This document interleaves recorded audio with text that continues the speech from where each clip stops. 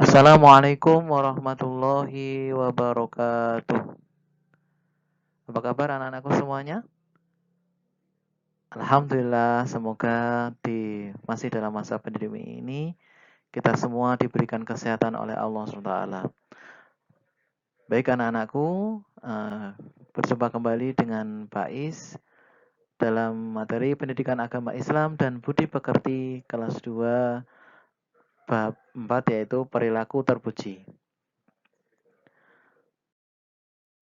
Mari sebelumnya kita doa sebelum belajar bersama-sama. A'udzu billahi minasyaitonir rajim. Bismillahirrahmanirrahim. Raditu billahi rabba wa bil islami dina wa bi Muhammadin nabiyya wa rasula. Rabbi zidni ilma warzuqni fahma. Amin. Anak-anakku yang baik sayangi, tujuan pembelajaran kita pada kali ini yaitu yang pertama meyakini bahwa sikap tolong-menolong merupakan cerminan dari iman. Yang kedua menunjukkan sikap tolong-menolong. Berikutnya menyebutkan arti tolong-menolong itu apa, bekerja sama itu apa, kemudian menjelaskan manfaat tolong-menolong, menunjukkan contoh sikap tolong-menolong, dan mendemonstrasikan sikap tolong-menolong, atau mempraktekkan sikap bekerja sama dan tolong-menolong. Anak-anakku yang baik sayangi, seperti kita ketahui bahwa agama Islam sangat menekankan pentingnya akhlak yang mulia. Nabi Muhammad SAW diutus di muka bumi ini pun untuk menyempurnakan akhlak yang mulia. Bagaimana cara kita makan, bagaimana adab kita kepada orang tua, bagaimana adab kita di masjid, bagaimana adab belajar, bagaimana adab ke kamar mandi, nah begitu kan, diajarkan semua dalam agama Islam dan dicontohkan oleh Nabi Muhammad SAW. Manusia adalah makhluk yang paling sempurna karena dibekali akal. Manusia tidak bisa hidup sendiri sehingga membutuhkan orang lain.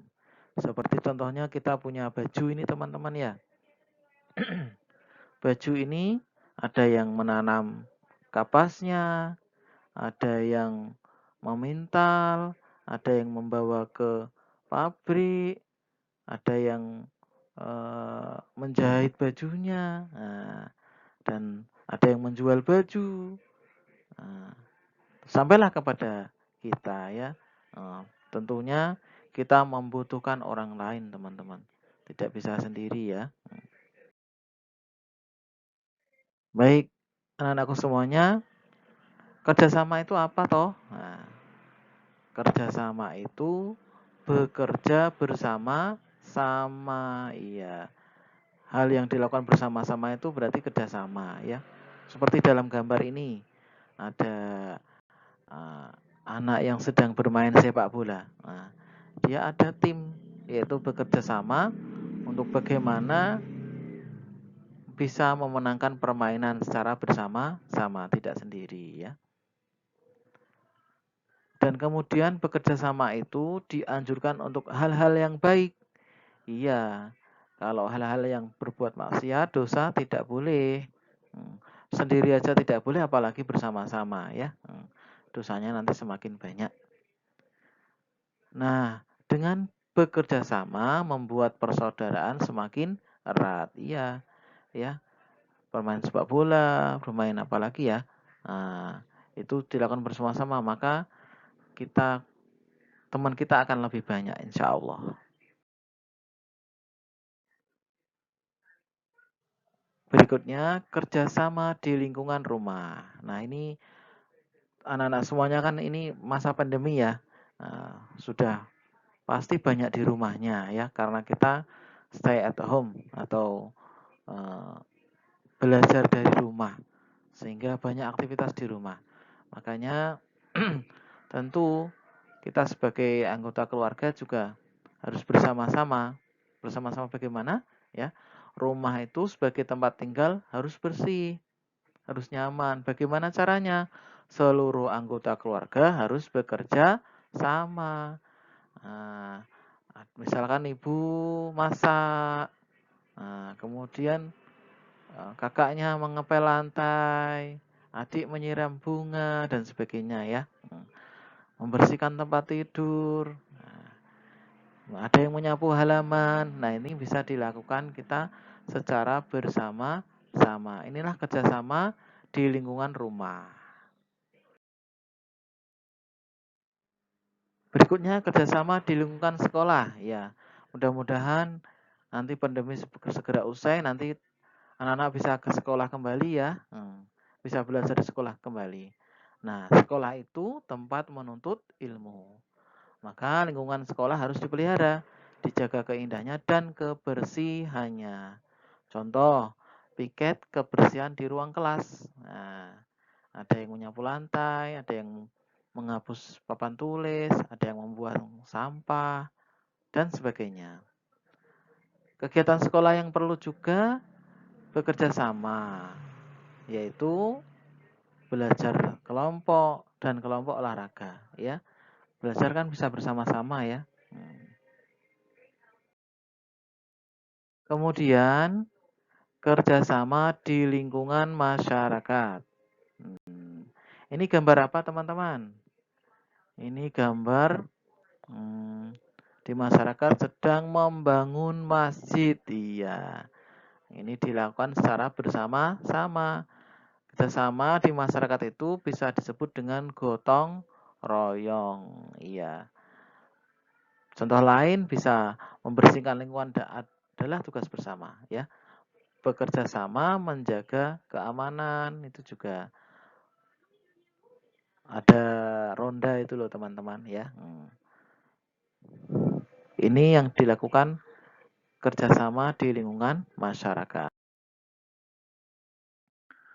Manfaat kerjasama yang pertama, pekerjaan yang berat menjadi ringan. Pekerjaan yang pekerjaan akan lebih cepat selesai karena dilakukan bersama-sama. Tercipta rasa kebersamaan dan kerukunan. Ya, seperti dalam gambar nih, contoh nih. Asik ya. Masya Allah. Kemudian lingkungan menjadi bersih dan nyaman. Alhamdulillah. Nah, dari sini apakah ada yang belum paham? Jika ada yang belum paham, bisa ditanyakan kepada orang tua, atau bisa bertanya di kolom komentar, atau bisa juga dengan bertanya secara wapri ke nomor Pak Is ya. Bisa dipelajari kembali. Nah, kegiatannya teman-teman, 1, praktekkanlah perilaku bekerja sama di lingkungan rumah. Bisa menyapu, bisa mengepel lantai, bisa menyirami bunga, dan sebagainya. Kemudian kegiatan itu difoto ya teman-teman. Nah, dikirim ke nomor WA Pak Ais. Nanti akan dinilai Pak Ais sebagai nilai tugas. Yang kedua, mengerjakan LKS PAI halaman 36 dan 37. Iya, sama ini juga. Nanti kalau sudah selesai, difoto, kemudian dikirim ke nomor WA Pak Ais. Gitu teman-teman. Baik, anak-anakku semuanya, perjumpaan kita sangat singkat sekali. Mudah-mudahan ada manfaatnya. Bisa dipelajari kembali ya, bisa diputar kembali video ini dari awal, diulangi kalau yang belum paham. Nah, mudah-mudahan pertemuan kita meskipun lewat virtual ini membawa manfaat bagi kita semuanya. Yuk kita doa penutup majelis bersama. A'udzu billahi minasyaitonir rajim. Bismillahirrahmanirrahim.